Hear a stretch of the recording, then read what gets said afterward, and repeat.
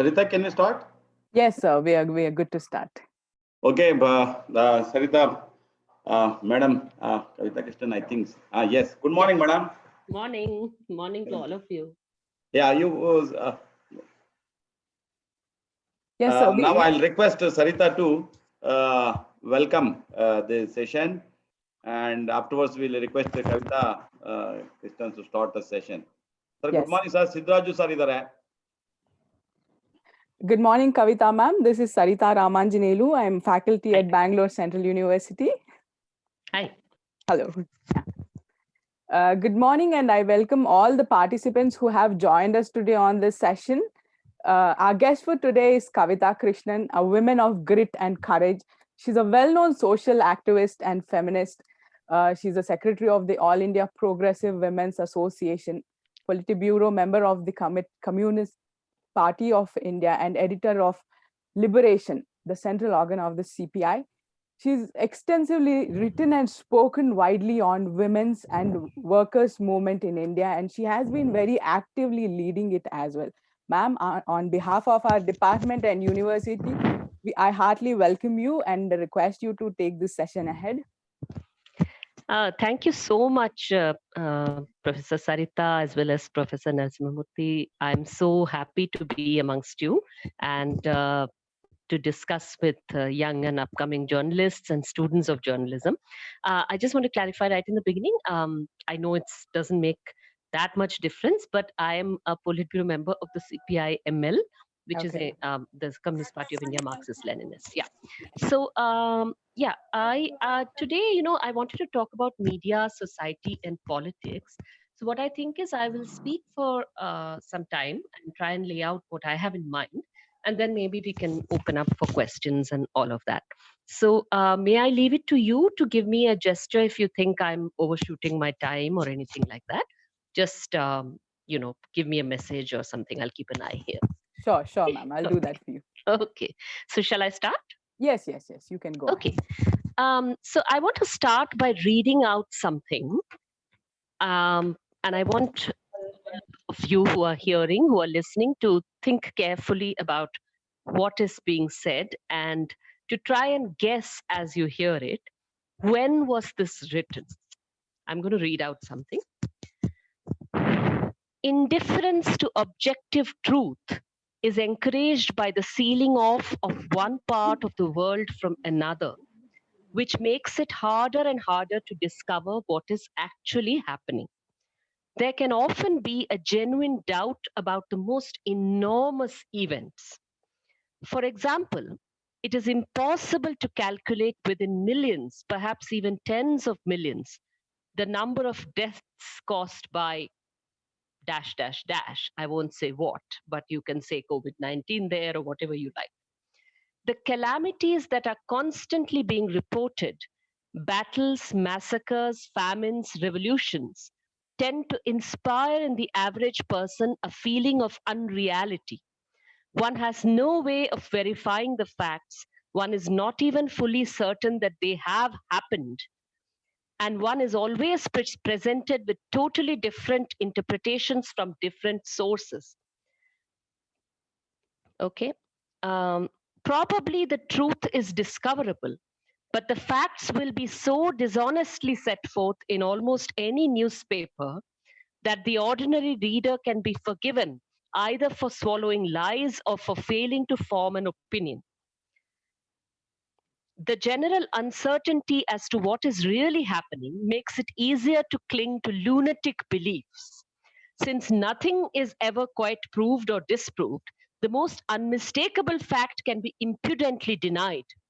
Moreover, although endlessly brooding on power, victory, defeat, revenge, the nationalist is often somewhat uninterested in what happens in the real world. What he wants is to feel that his own unit is getting the better of some other unit, and he can do more. He can more easily do this by scoring off an adversary than by examining the facts to see whether they support him. I wonder whether anyone has an idea about when that was written.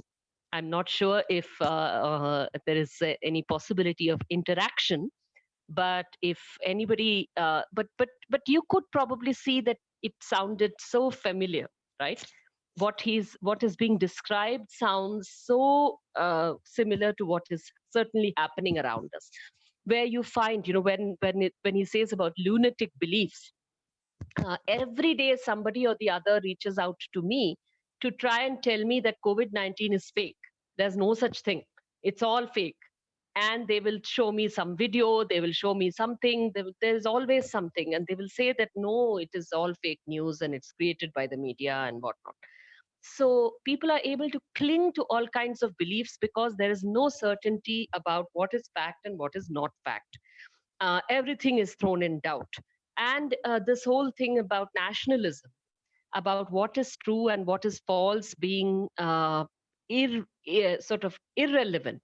So media people being able to get away with saying anything outrageous and then not having to retract it. You can say that, you know, children in a madrasa are basically corona bombs or something like that. You can say it online. You can say it on your channel. You can cast doubt and all of that. And you don't have to retract it. You don't have to go back. You don't have to take back your facts. You don't have to examine, say that, no, I was wrong about this, right? So all this is terribly familiar. Now, the thing is that it was written not in 2020. We are today in May 2020. This was written in May 1945, a full 75 years ago, by George Orwell. The essay is called Notes on Nationalism, which you can find online and read if you are interested. But it was written in May 1945, in the wake of the Second World War. So what does this mean? Let me read out another thing to you, which is even closer to India, closer to home. So this is Bhagat Singh in his essay on communal riots. You know that Bhagat Singh and his comrades were also contributors to newspapers. They also wrote regularly in various magazines and papers and so on. And this was an essay that Bhagat Singh wrote in the Kirti magazine on the origin and on communal riots and how to combat it. Okay. So here he said that the second factor which added fuel to fire were the newspapers. The profession of journalism, which was once regarded as a very noble one, now it has become evil. These people arouse public sentiment by writing bold headlines in the newspapers against one or the other and compel people to start fighting with one another. Not limited to just one or two places, riots started in many locations just because of the fact that local newspapers had written articles that stoked passions. Very few writers maintained their cool in such situations. The actual duty of newspapers is to educate, to liberate people from narrow mindedness, eradicate fundamentalism, to help in creating a sense of fraternity among people, and build a common nationalism in India. But these papers behaved in a manner entirely antithetic to their duties. Their sole motive was to spread hysteria, preach narrow mindedness, fundamentalism, instigate clashes, and destroy the common heritage of India. That is why one is so pained to see the present condition of the country, and one wonders what will happen to our country. So this was Bhagat Singh, writing in the 1920s. I forget the exact year, but it was in the 1920s. Now, think about the fact that so long ago, something that is a century ago, something that is 75 years ago or a century ago, is still ringing true about what is being written about newspapers then, and it could be written about newspapers and portals and television media and online media and all of that today. So does that mean that, okay, there's nothing new, there's no new problem, this is a very old problem, and so there's really nothing new to worry about? Is that is that what we should conclude? Well, I would suggest that no, the conclusion needs to be something different. Uh, it is true that many of the problems with the media are not new. So the fact that newspapers and other forms of media, in the name of presenting news, could be actually presenting propaganda, and could be muddying the waters about what is fact and what is fiction, and could be batting for a particular political team or a particular national team rather than doing their job to soberly seek out the truth and present the truth. This is an old problem, of course. It has a lot to do with who owns the means of communication, who owns the means of disseminating that communication, and they who pay basically pay the piper, call the tune. And so, if you have persons of ruling parties or ruling classes who own these very influential means of communication and dissemination, then of course they are going to use it for ideological means. So that is a more general problem. But I think that I would argue that the problem you see in the world today, and especially in India today, is of a somewhat significantly different order, of a more dangerous order than what is being described by George Orwell or by Bhagat Singh. So the situation is actually much worse. And the reason for that is because the kind of resources and the power of media is probably like never before. So the ability to, which a newspaper had to sort of come through your door every morning and reach you and you were able to read it, it had its own power. It certainly print had its own power.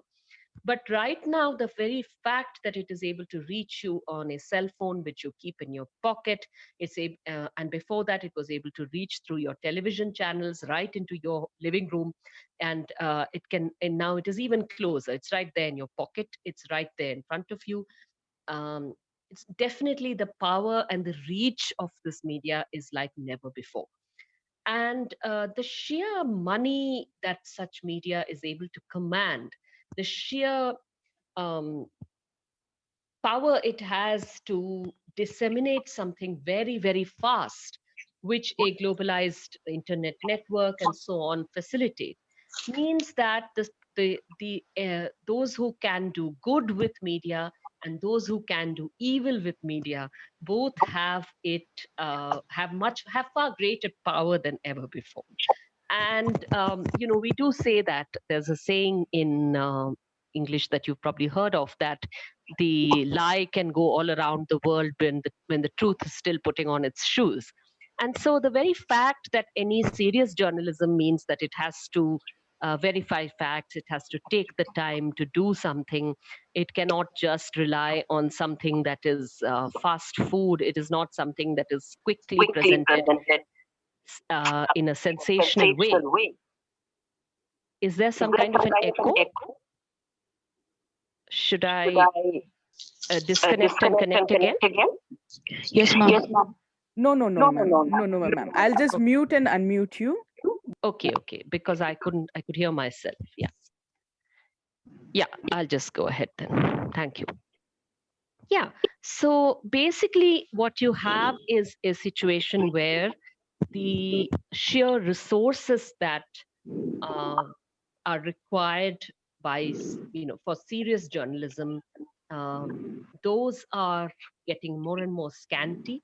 It is becoming more and more difficult to do this because essentially now there is a certain and there are many things which have created this space where the space for journalism has shrunk, and the space for something which is loosely called as media and which need not necessarily follow journalistic standards has grown. So let's ask ourselves, what is that exactly?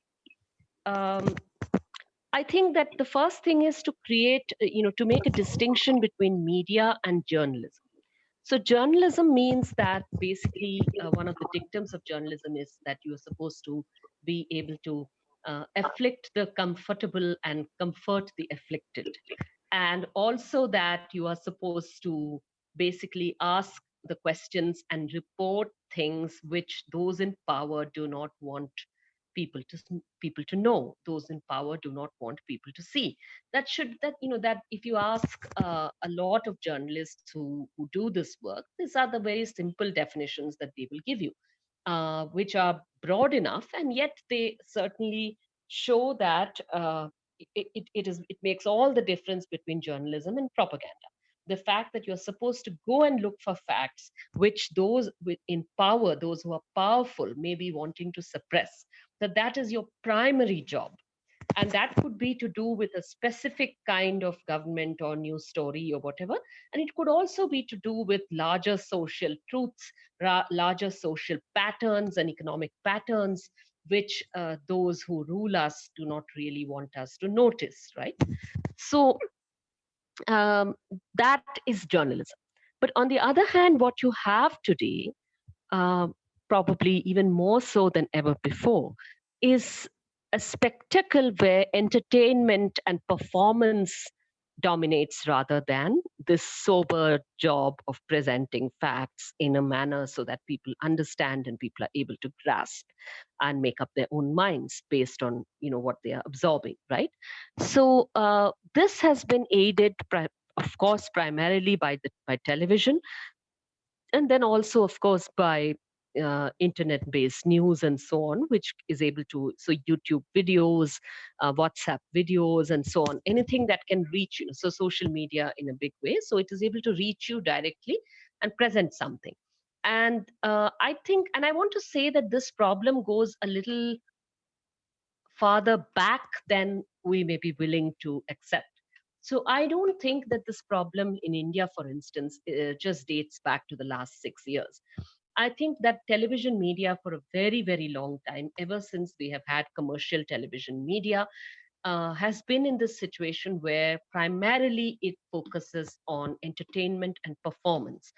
So the performance may be a good performance, maybe a performance by a very genuine, very good journalist and so on, or it may be a bad performance, it may be a performance with a very, very dangerous agenda.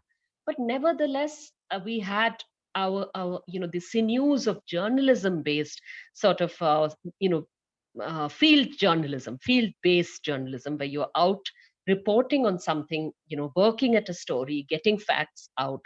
That the sinews of that kind of journalism had already weakened, in my opinion.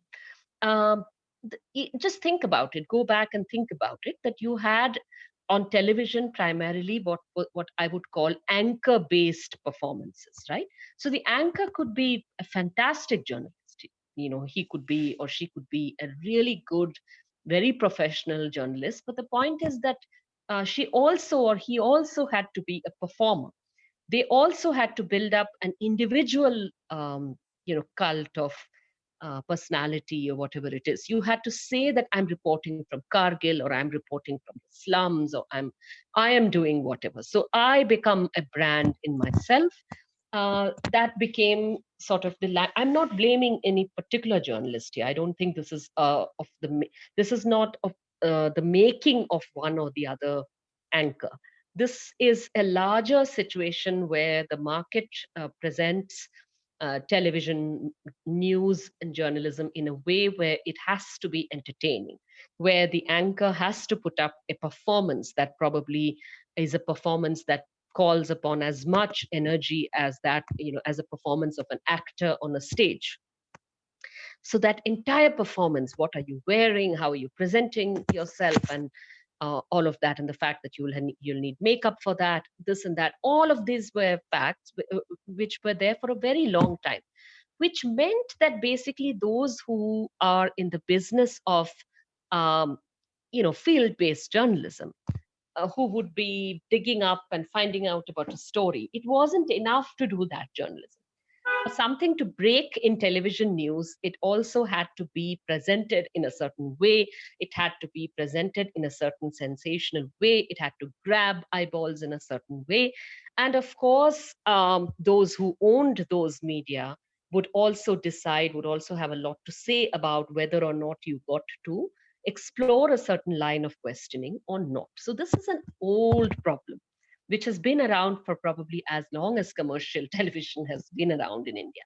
And it's a significantly different problem from your having only Doordarshan or only DD News.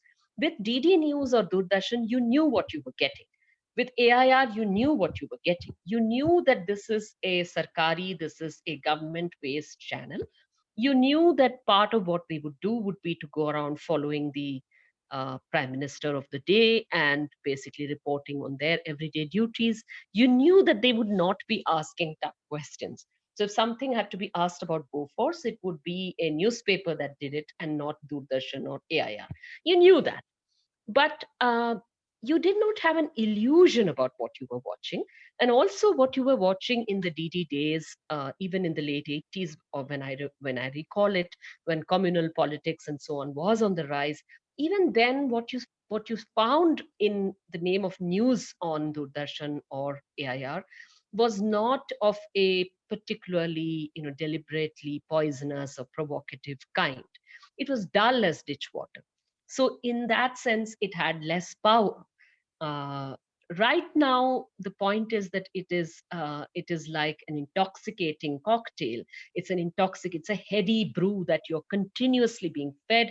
You keep craving for that dopamine hit. So whether it is on television, or whether it is whether it's the news time on television, or the whole day 24/7 channels, every hashtag, every word that is coming out of there, the flames, literally the screen is on fire. Literally, the flames are on the screen. So, and then that translates also to your device, which you have in your hand. So whatever you're getting there is also linked up with what you're watching on television. And all in all, basically, because your brain is going to keep on, like an addict's brain, it's going to keep on looking for that next hit of dopamine. So it's going to keep looking for that next hit of anger or outrage, or uh, whatever it is that you're going to keep getting. And basically, it is probably shrinking the capacity of our brains to think differently, to analyze, to be soberly analytical, to apply our own minds critically to whatever we are being asked to consume. So it becomes a product for consumption, and it becomes way more difficult to consume it with um, any kind of distance or judgment. So, in a newspaper, you still had a degree of distance. You still had, you had to read, and it was something you physically held in your hand and you were reading. The visual and audio visual presentation that you find on your screens and on your phone and so on, it's very difficult to separate those from reality, to be able to apply. And you need specific training and tools to do so. And that training and tools are all but absent, all but non-existent. They don't teach you that in school. They don't teach you that in most colleges, in many colleges. And they don't even teach you that in journalism school sometimes. And they don't teach you that in your media, which is a source of information and teaching, also is actually ending up teaching you just the opposite. So if that is the situation which you had already earlier, what has happened in the last 6 years, I think, is that you have had in that larger fertile breeding ground for extremely dangerous and toxic media. You have had that dangerous and toxic media taking root and thriving, and it has really grown, and it has all but killed off all the other species. There's very little diversity in the news today. There's very little diversity in the media today. And most of the space, most of the money, most of the eyeballs, everything is captured by very large media, which has also now become worse than just entertainment. If it was just entertainment earlier, and it had this pressure to be entertainment and to be performative, now most of it is even worse. Most of it is quite openly peddling what I would call a fascist agenda. So try and analyze what is it which you see in the name of debates, right? These debates where there are these talking heads and they are battling with each other. What is going on there? In 2013 and 14, for a couple of years, I used to be one of those talking heads, and I did go to several of the channels. And at that time also, I realized that I was witness to and part of a change that was happening. So initially, I would find that when I would go to these channels to speak, I would go thinking, all right, the news is, the story is going to be structured in a particular way. I may not get to say all that I want to say, but I will try and put across what is the perspective of the women's movement on certain issues relating to women, especially, and then also relating to human rights and so on, which I felt would otherwise, if I did not go, then who is going to present them? So I decided, okay, I will go and I will find a way to do that. And I realized that I'm actually pretty good at it. I'm able to go and do that. Even when there's a lot of cacophony and noise, I found that I'm able to use the time that is given to me to put this across. And, there was a space to do that. So I thought, all right, one can do it. But gradually I realized that the nature of those shows was changing. And what changed was primarily this, that it became it became something like WWF. I don't know if you've seen these WWF wrestling matches, right? Where they're actually scripted. So you already have people, somebody is going to be the Hulk and somebody is going to be, so you already have the villain and the hero already fixed. They will have their costumes. They're already dressed in costume, and the outcome, even if they show some skill during the wrestling, the outcome of the contest is already decided. That is, in a way, what you are seeing right now in what began to happen to television panel discussions. So they were not discussions, they were not panels, they were teams. And the anchor was not a neutral arbiter. The anchor very much led one team. And it was usually a he, would basically have all the power to lead that particular team. And so these, in the worst instances, it became that I would often be invited either to be on the anchor's team, or gradually more and more and more to be on the losing team, to be on the villain's team. So I realized that I don't want to be part of that spectacle, and that such a spectacle itself, even if whatever I say is extremely good and extremely sensible and extremely useful, I still realize that in the context of the overall spectacle, because I am a student of literature, I do understand how a performance works. And if there is something being staged, a villain, no matter how good, how good they may be, how well they may be expressing something, is going to be a villain still at the end of the day. So just the fact that a Shylock says in Shakespeare's play, that The Merchant of Venice. So Shylock may say something wonderful, that does a Jew not have eyes? Does a Jew not have a heart? Does a Jew not have hands? And so on and so forth. Is a Jew not a human being? You can't hear? Somebody's saying they can't hear. I'm not sure why. You're very much audible, ma'am. Okay, fine.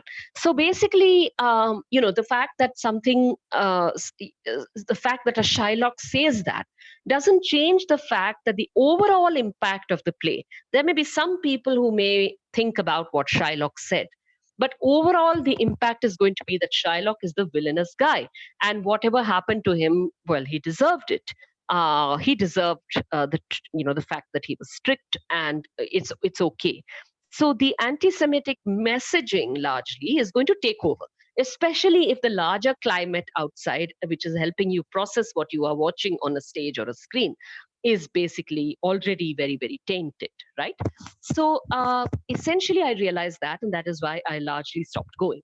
And I realized that even on the better, the ones that are less obvious, where the anchor may not be, maybe a decent human being, I'm not denying that, and may not be exactly playing favorites, they may not be leading a particular side.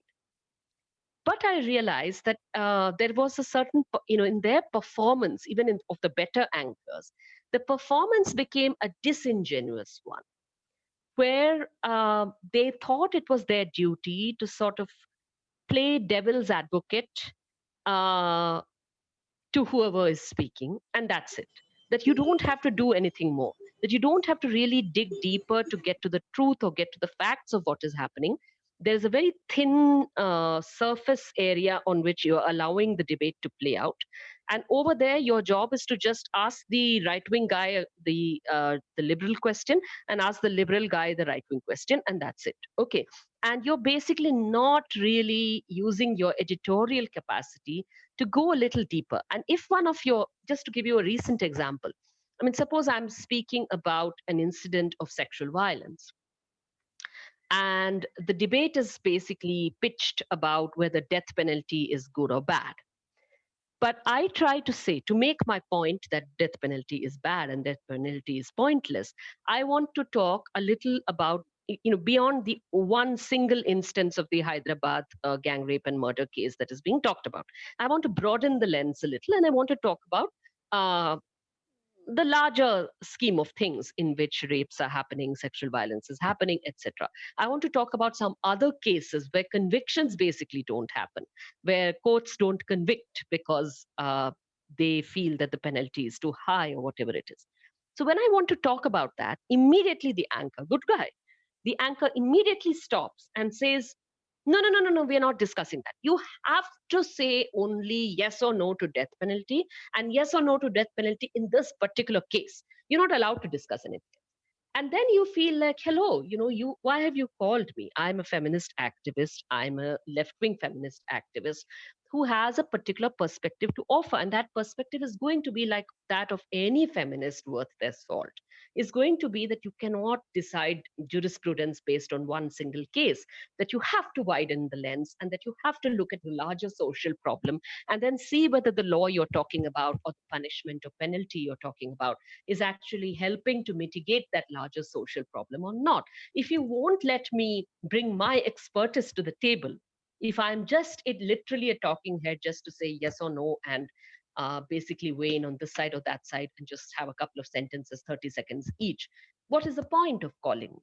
And then gradually, basically, I became more and more put off from going at all to these debates. I'm giving you the more, the better instances, the instances where things were not very adversarial, but because I want to show you what is a larger problem. So essentially, where does that leave us? What is it that we need to do today?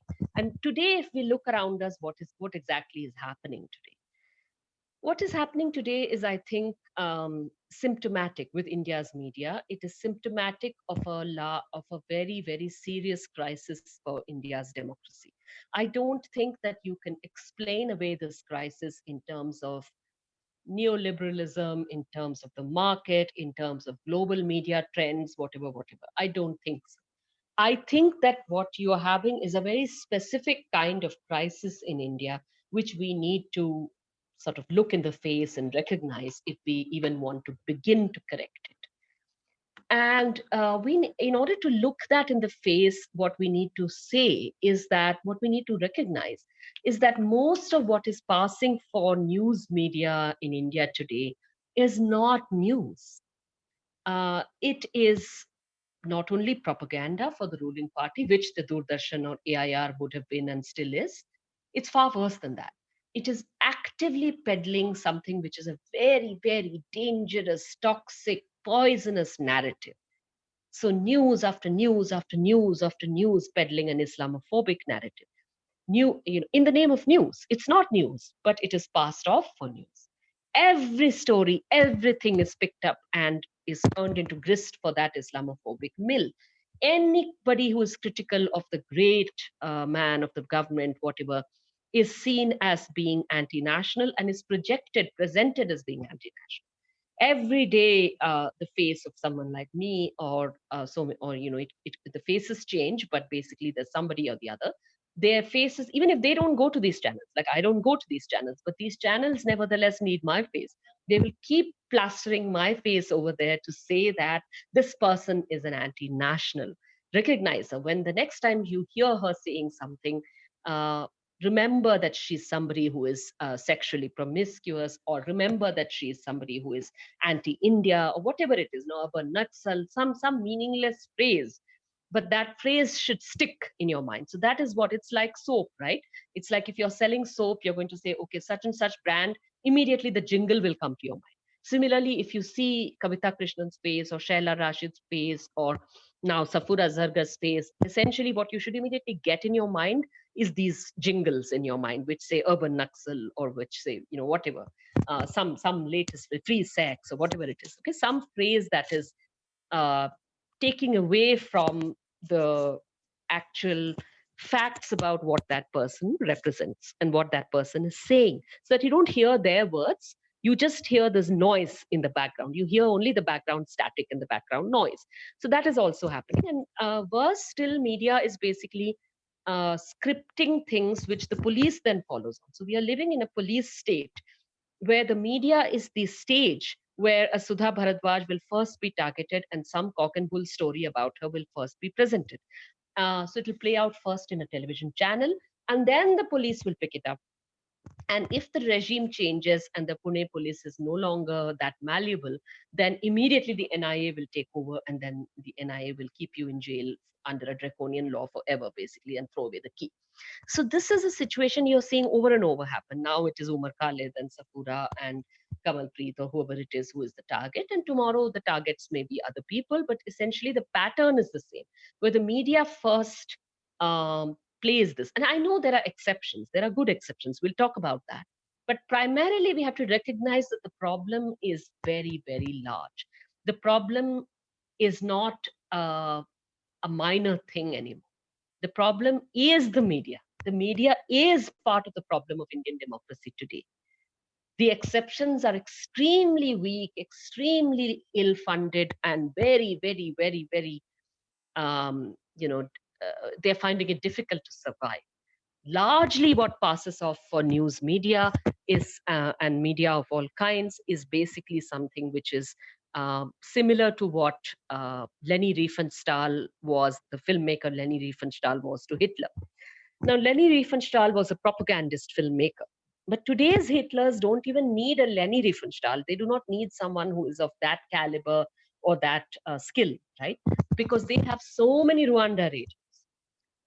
You must be knowing what was Rwanda radio. It was the genocidal news radio um, that facilitated the genocide in Rwanda. And so what you're having in India today is essentially versions and versions and versions and versions of that. And they are largely, they are the dominant channels. I know that you live in Bangalore. Even recently during the COVID-19 epidemic, we saw how a television channel uh, in Karnataka repeatedly referred to Bihari migrant laborers as uh, mm, Corona bombs and Bihari bombs and so on and so forth. Likewise, you had national news channels that referred to hotspots as madarsa hotspots. What does that mean? These are meaningless phrases when you actually look at the facts, and yet they were used over and over and over and over again, linking COVID-19 with a particular community. And the result is something more dangerous than what may be obvious. Of course, one of the obvious dangers is that you are communally profiling people. So you're creating a situation where a Muslim street vendor may face a social boycott because they are Muslim. Maybe there was a cake maker yesterday in Chennai whose advertisement came out on social media saying that we are an all Jain cake shop and we have no Muslim staff. So of course these are the things that you're giving rise to, but it's also more dangerous than even just that. That in itself is bad enough, but it's even worse. The worst problem is because somebody who has, with COVID-19, especially in a country like India, and everybody who is a public health expert has been saying that we can't possibly manage to test and trace on the scale that is needed. So what we need is to create a situation where people feel confident enough to come forward and self-report on their symptoms. How are you going to do that? If people feel um, threatened, if people feel afraid of stigma, of shame, of violence, if they are suspected of having COVID-19, they won't come forward to report. Their community, their family will not let them come forward and report also, because they will be afraid of the consequences. And so that you have a situation in India today where this reporting linking the Muslim community with COVID-19 means that COVID-19 the disease has been criminalized, and it's been communalized, and it's been stigmatized. And so nobody wants to say, I may have COVID-19. Uh, I think I should be quarantined, because it's basically played into this narrative of untouchability. And that's an enormous problem, because it is deterring people from coming forward and helping COVID-19 to be identified. As a result, what you're having is also, of course, a very dangerous situation where, even with the Arogya Setu app and so on, what is going to happen? What is going to happen is that if the app is going to tell you which of your neighbors may be sick, may be having COVID-19, what is already starting to happen is that some doctor who is exposed to such patients is being told, we don't want you to live in our colony, please get out. We don't want you to live here because we think you are a danger to us, right? So that kind of untouchability, that kind of not physical distancing but social discrimination is gaining ground as well, and that is making it more difficult to fight the COVID-19 pandemic.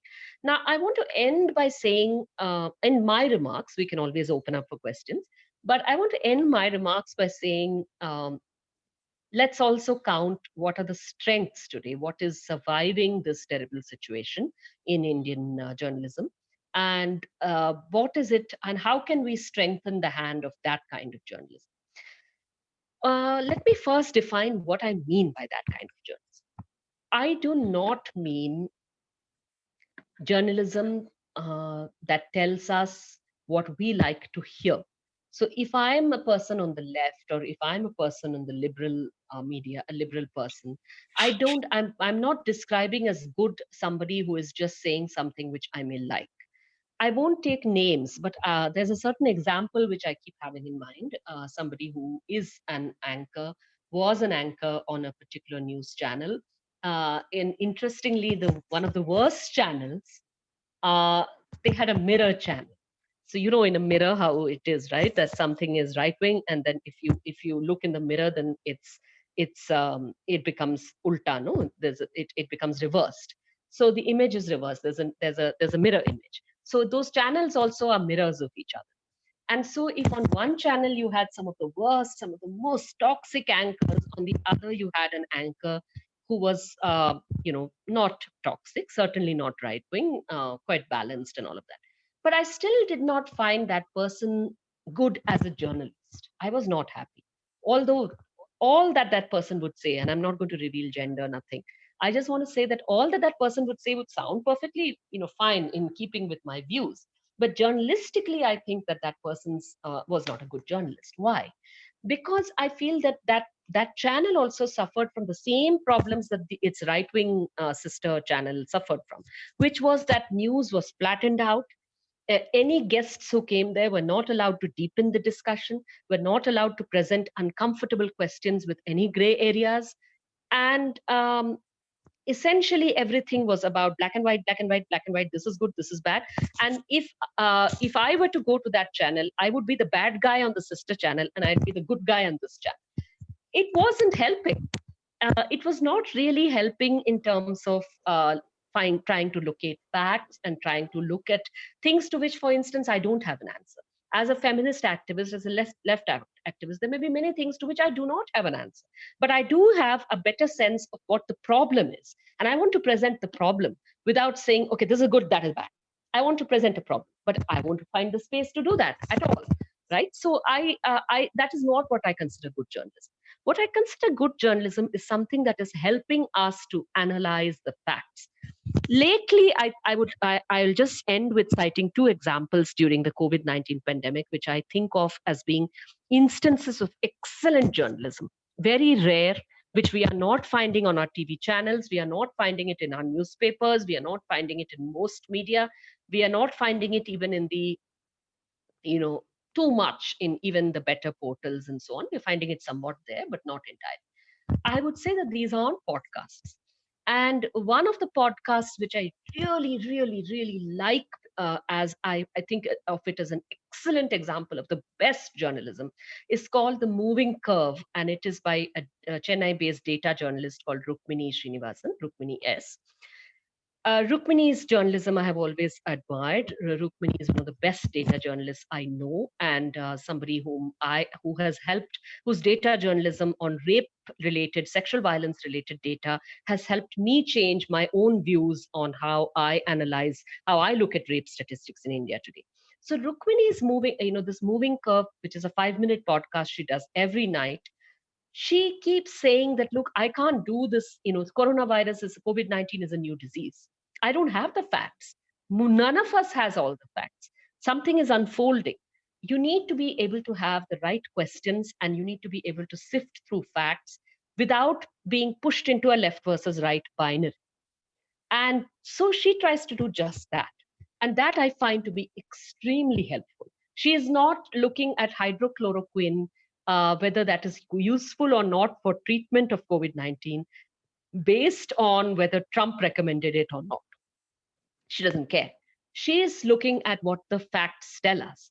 And there she basically will say that, look, as far as we know, there are some clinical trials happening, so it may be helpful. Let's see.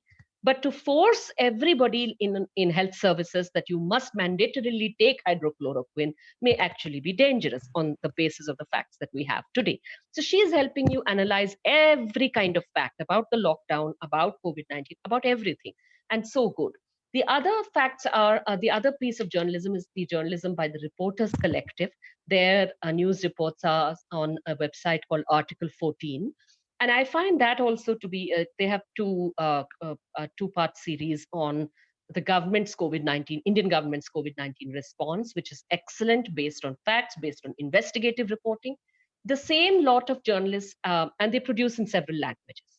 And the same lot of journalists have also earlier done investigative reports on electoral bonds. All these are things which did not make it to our big news stories. They didn't make it to the big news stories in the newspapers. They didn't make it to the big news stories on television.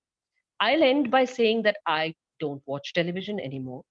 And I do not watch I do not read too many papers anymore. I do not subscribe to a newspaper in my house either. I can look at any particular news story that I need to on my device. But what I do increasingly look for and follow are certain portals and certain podcasts, not based on their opinions. That is not about their opinions, but because I feel that they have taken the trouble to test every link of every chain of every story that they're putting out in front of me. So I can be sure that they will be showing me. They may not, if they are unclear about the strength of a particular chain in their story, they will show me how strong or weak it is. They will tell me, look, we tested it, and now you make up your mind. We are not absolutely sure. That is the kind of news, that is the kind of journalism which I want to see more of. And I hope that all of you students of journalism will certainly be giving us more of that. Thank you, ma'am. With your permission, now I would like to open this forum for questions. Of course, yeah. Thank you. So we have a question from one of our students, Lieutenant Colonel Vamshi Mohan. So you can go ahead. And excuse me, anybody who has a question, please use the raise your hand option so that we can moderate and put your question across. So over to you. Ask them to introduce themselves first. Yes, sir. Please introduce yourself also and use the raise your hand option. Thank you. Good morning, ma'am. I'm Lieutenant Colonel Vamshi Mohan. I'm a serving Army officer. On a sabbatical, I'm pursuing my PG in mass communication with the Bangalore Central University. Okay.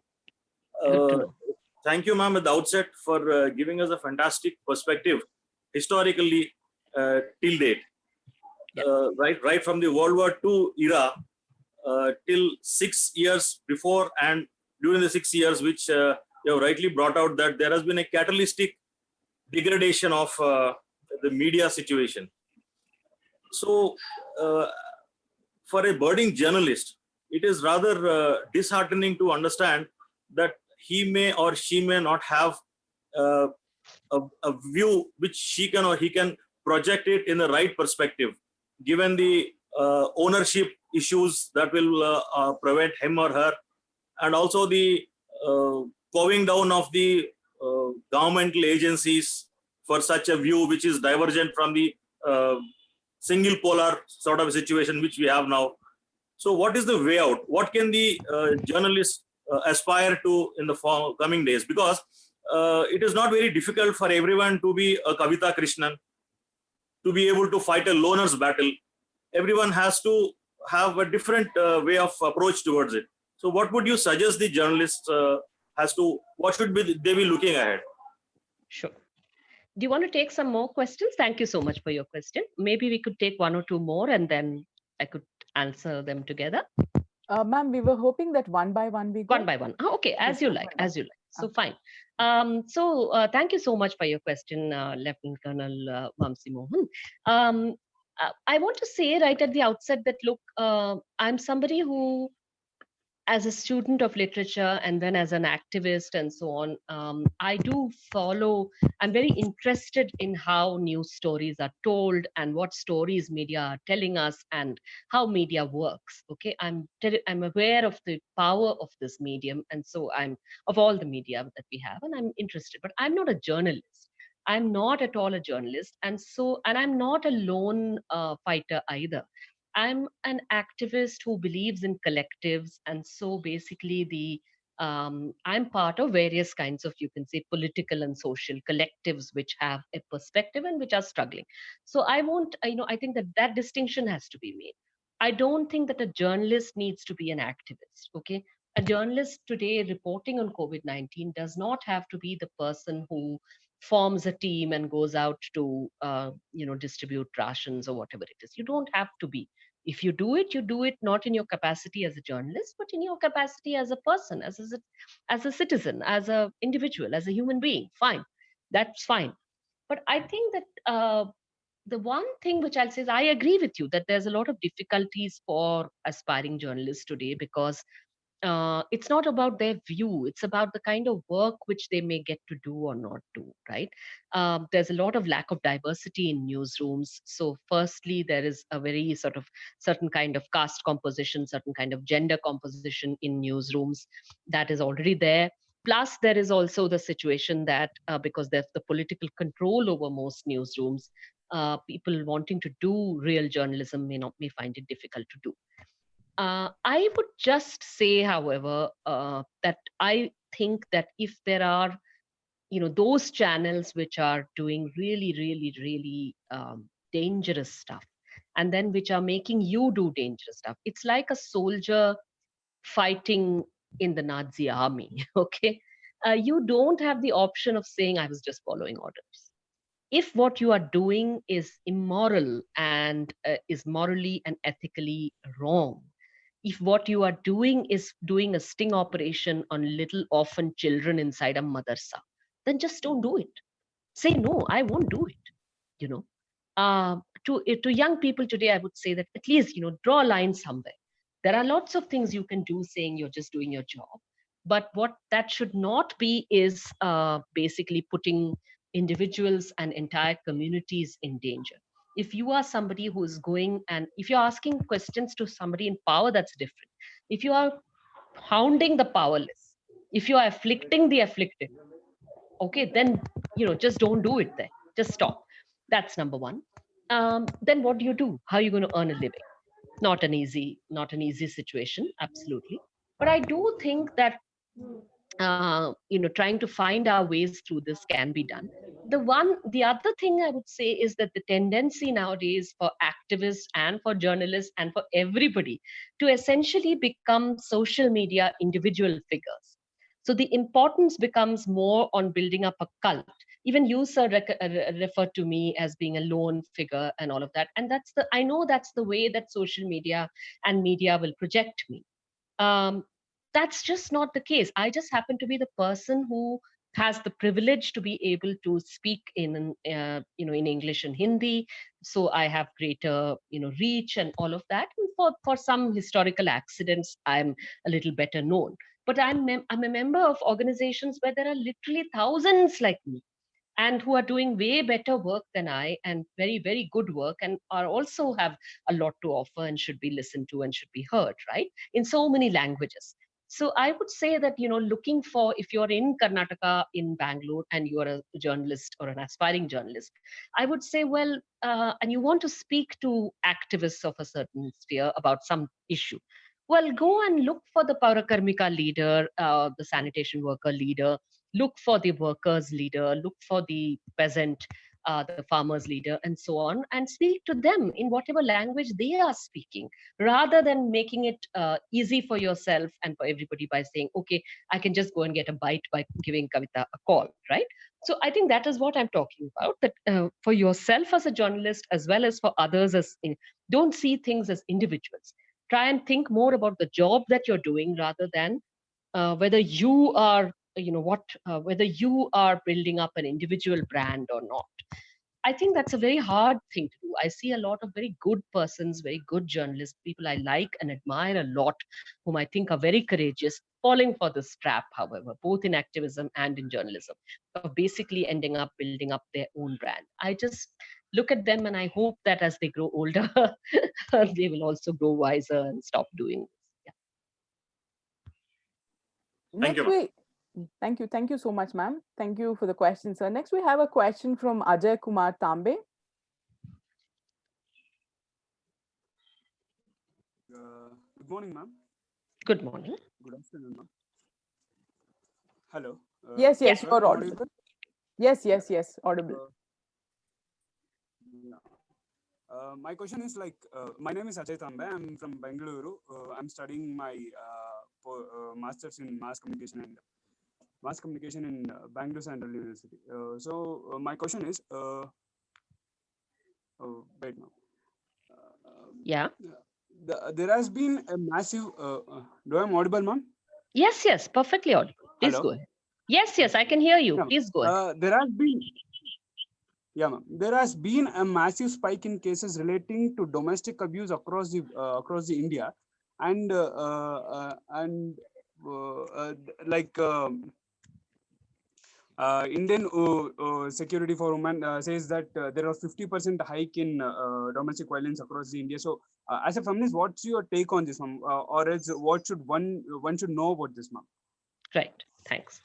Thank you, Ajay, for that question. See, I think that, again, since I'm addressing an audience, students of journalism, I'll also point out that, see, domestic violence and abuse and violence inside in domestic spheres is actually already underreported. So it's already very, very common.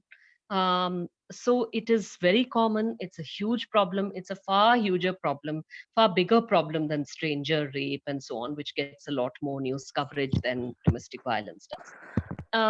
That's the first thing to remember. The second thing to remember is that, yes, of course, during the lockdown in India as well as the world over, the number of domestic violence, the situation of domestic violence is getting worse.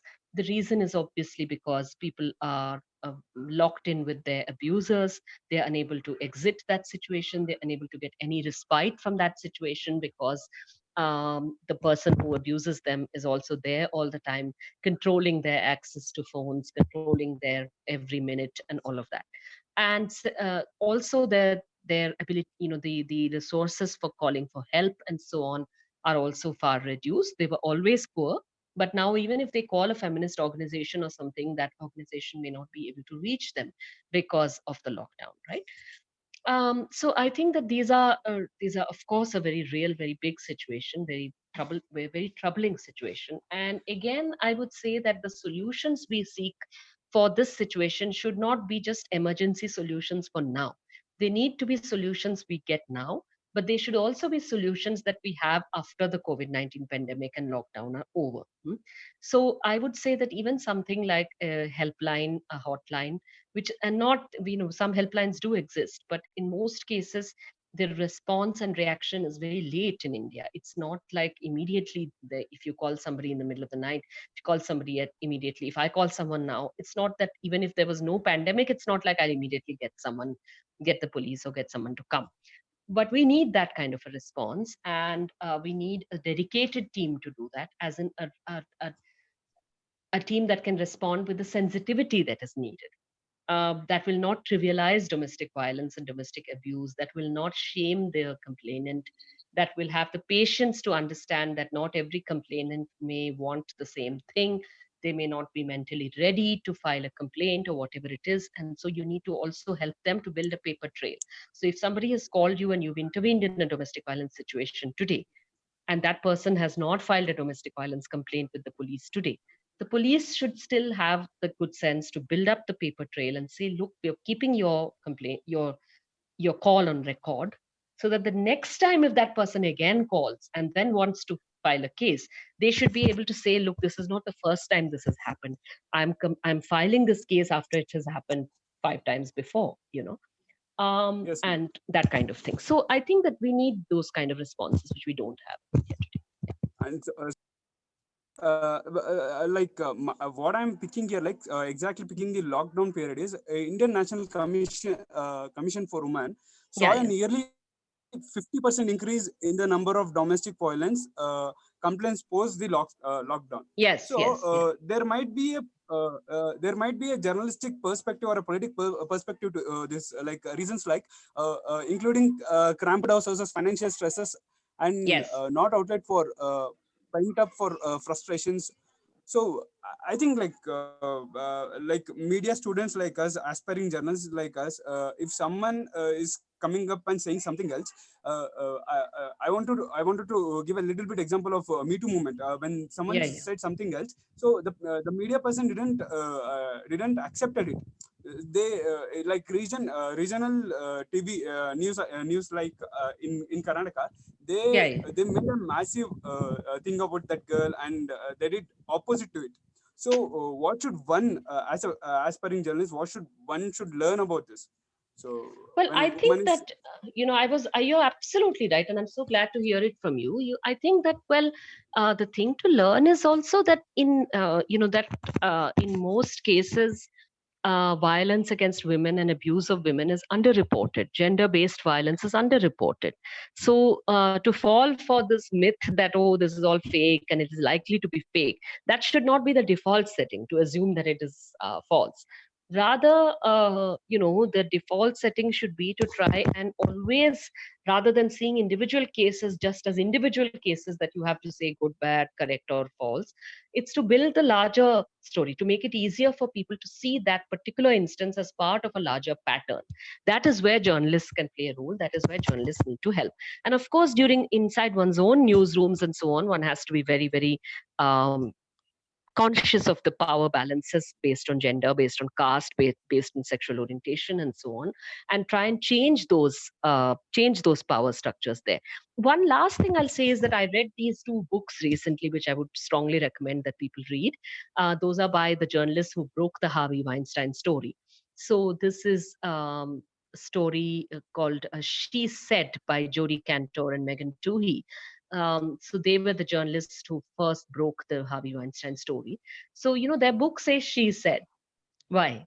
Because usually it's said, oh, we don't know what is the truth because it's he said, she said. So he said something, she said something. How do we decide whether he said the truth or she said the truth? So these journalists have tried to explain how they went about reporting on the Me Too stories.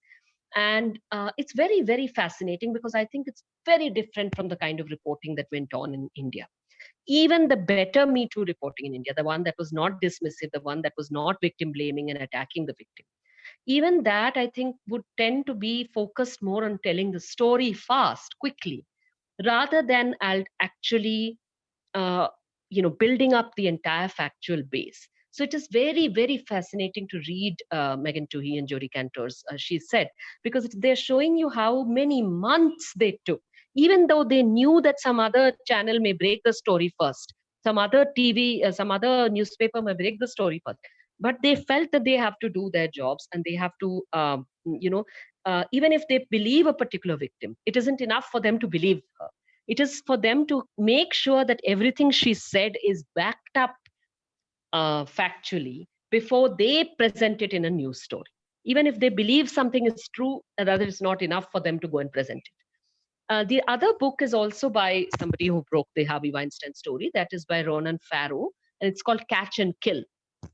That is actually a fascinating and very, very different kind of book. And the thing that struck me about that book is about how a television channel, its links, the pull that powerful people have on a television channel, have on news media, where if you're reporting a story, uh, how they manage to get you to, how they catch and kill the story. So the attempt to catch and kill, that's where the title of his book comes from. And it's not a random thing. It's a very, very planned out kind of operation. So it's important to understand that, because I think that in India today, there are many, many stories, and not just about gender-based violence, stories that are caught and killed. We know that a certain political party leader of the ruling party, who is no more, he passed away some time back. He was called the bureau chief.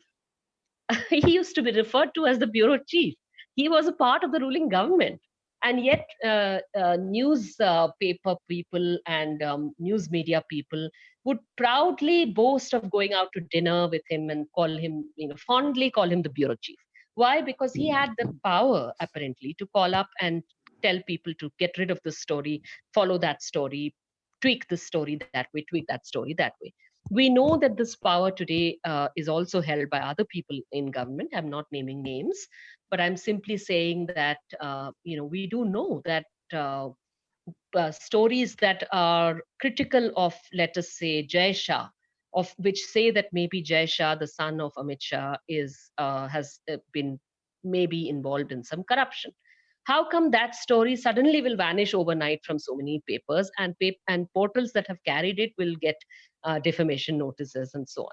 So this intimidation of journalists, this intimidation of that is happening by people in power, and to understand how that is part of a larger problem, I think one should read Catch and Kill.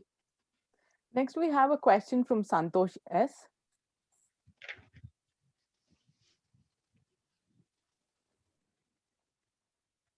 I'll unmute you, sir.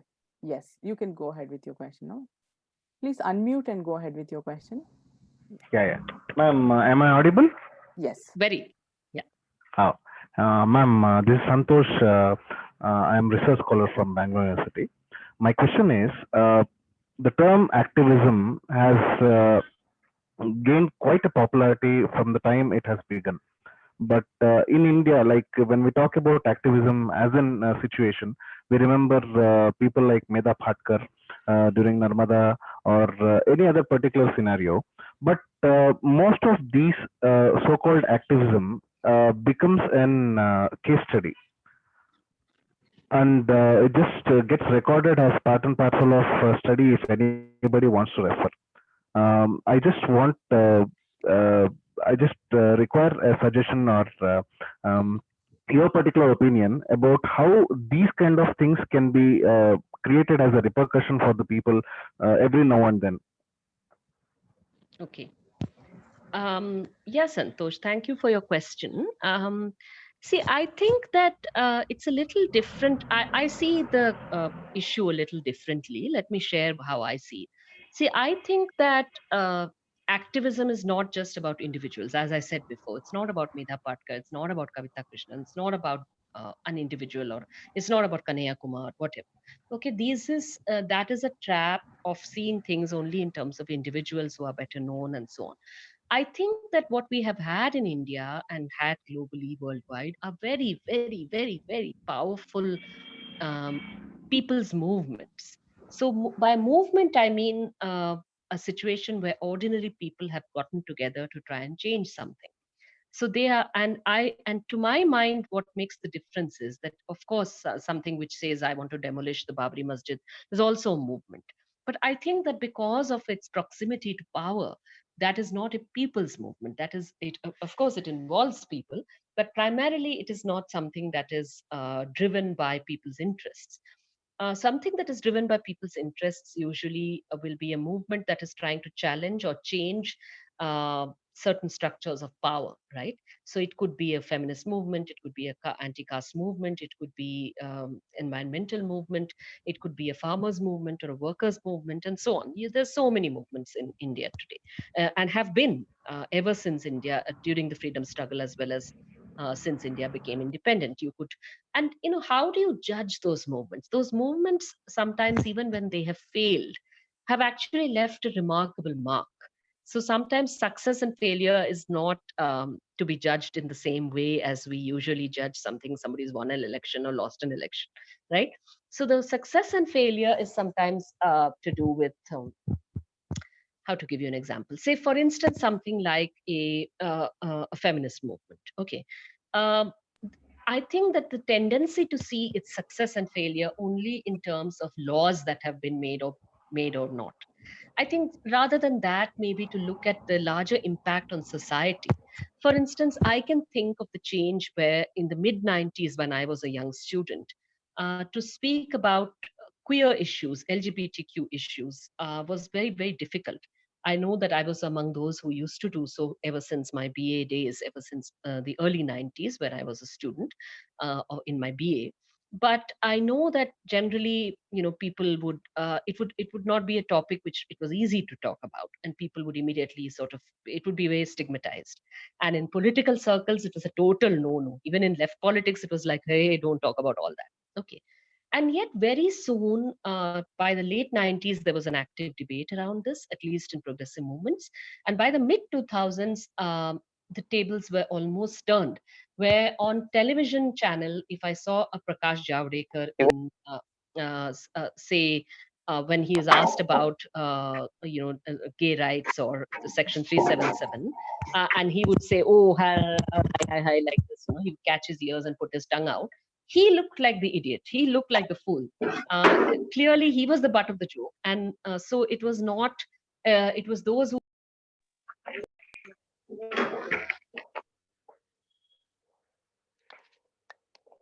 Yeah. So it was those who had a more progressive point of view who actually so attitudes in society changed very dramatically. What caused that change? Even now, I'm saying it is not a battle we have won, by no means, but the very fact that for the past since 2012 or so, you're having a significant movement of young women and women for autonomy against hostel curfews and so on, which is Ma'am, very you mean consistent, which is not going away. Ma'am, sorry to interrupt, but you said television has also brought transformation. But with the advancement in new media, hasn't it given a new wave for the people to really protest and get their rights that they deserve for? Activism is through them. Youngsters are trying to get it in a very new way. Not really. I think that they do it in spite of everything, of course. But even now, media or social media that you're talking about, the coverage is usually very, very low. Okay, so it is very skewed. So the kind of coverage which a piece of sensational, misleading fake news will get, say something which wants to create a Hindu-Muslim divide, the kind of news coverage that will get, and the kind of news coverage a sustained workers' movement will get. Say now, for instance, migrant workers are on our screens. Okay. But the point is that migrant workers and workers working in unsafe conditions without proper pay, without proper safety gear, being held captive, being held like bonded labor is not new. It has been there for so long. Every time there is a factory fire, generally you will find that those workers were in the factory and locked into the factory when the factory caught fire, whether it is in India or in Bangladesh or in Vietnam. Now, why is there not so little news about that? Today, there is news coming out that, oh, workers are locked up in this or this place. At least some news channels, some journalists will be following up on these stories. But it's happening only now, right? When there's a pandemic and when there is very little else to report. There's other distractions are less. But otherwise, in the normal course of things, you won't go there at all, you won't ask. So I think that problem is still there. It needs a corrective. And as I said, I mean, I think reporting activism, not from the point of view of trying to build up heroes or villains, but trying to actually report on the issues that they are raising, try and research the issues that they are raising. So if there is an agitation against a dam, what are the issues they are raising? Rather than focusing on one individual charismatic leader or not, to actually find out what is it which people in the movement are asking for, what are they, and in that leader also will speak. But what I'm saying is, rather than the leader becoming the story, it is the people's questions that need to become the story. Thank you, ma'am. We have a question from R. Mohan Babu next.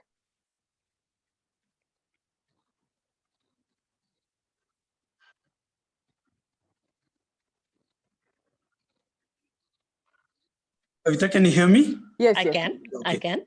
Okay, thank you. First of all, I congratulate you on your excellent lecture. Summing up what exactly has happened in the last 75 years, comparing, that how the media, what was stated in 45 holds valid, rather valid, even in 2020. And it was a very good lecture. I congratulate you on that. I have two small questions. One, carrying forward my students' query on domestic violence. Yeah. See, I personally feel, because I was a career journalist for almost 35 years, having seen all these things. Probably journalists, you are in a better position to say this, being activist. Journalists extrapolating figures, say 150 calls or 200 calls to helpline, indicating that there is a surge. I'm carefully using the word, there is a surge in domestic violence. I would also like to draw a parallel. In Bangalore, I don't watch, in fact, I stopped actually watching TV often now. In Bangalore, a population of almost 1.3 crores, 50 cases, some of the media has been projecting or calling it as 50 cases in a day as a tsunami, not even 50 in Karnataka, which has a population of 6.3 crores. Calling it as a tsunami or a explosion of cases, probably either they're not aware of the words, or to fill the airtime, they've been using and sensationalizing the news. That is one query. Second, I want to have your take on the current argument, living and livelihood. What do you have to say on that in the time of COVID? I want your views on both these issues. Okay. Thank you. Thank you so much for that first question, sir, because I think it is it's exactly the kind of question which I would very, very much like to answer. Again, when it comes to statistics, I think that in India, there are very, very few people who, in journalism or otherwise, who know how to deal with data, who are responsible when they're discussing data, right? So I would, for instance, the same thing occurred to me also. See, the problem with domestic violence reporting spikes and surges and this and that is that in a situation where the police may be getting fewer calls because the police may not be responding, so more calls may be going to the National Commission for Women or State Commission or something like that. That is altogether possible. You don't know whether the number of cases rose or not. You don't know that for sure. So you don't know that it didn't happen, but you also are not sure whether it did happen. The other thing is that in a situation where domestic violence is already underreported, it is always underreported. People do not complain about domestic violence. A very small fraction of those who actually face domestic violence will make the trouble to report it. That I can say from my experience as an activist. I don't have a statistical this thing to offer you. I can't say this is the percentage, that is a percentage. But I know that is the case. Given that is the case, I can only say that of course there's a very large number, because we are all getting calls and we know that the situation is more difficult to deal with now that there is a pandemic and we cannot actually, activists cannot go in the field and go and help somebody physically. Of course, it's much more difficult. That if you ask, I can tell. But if you ask me about numbers, and then if you say tsunami or surge or this or that, that is really not something we can say based on the actual numbers. Similarly, I will say that when I mentioned Rukmini Srinivasan, who's this data journalist, whose journalism basically changed the way in which I look at rape statistics in India, is very interesting. See, in India, you will go on finding foreign news media as well as Indian news media giving you some statistic which they have got from the National Crime Records Bureau, etc., saying that there are so many rapes per minute, so many rapes per day.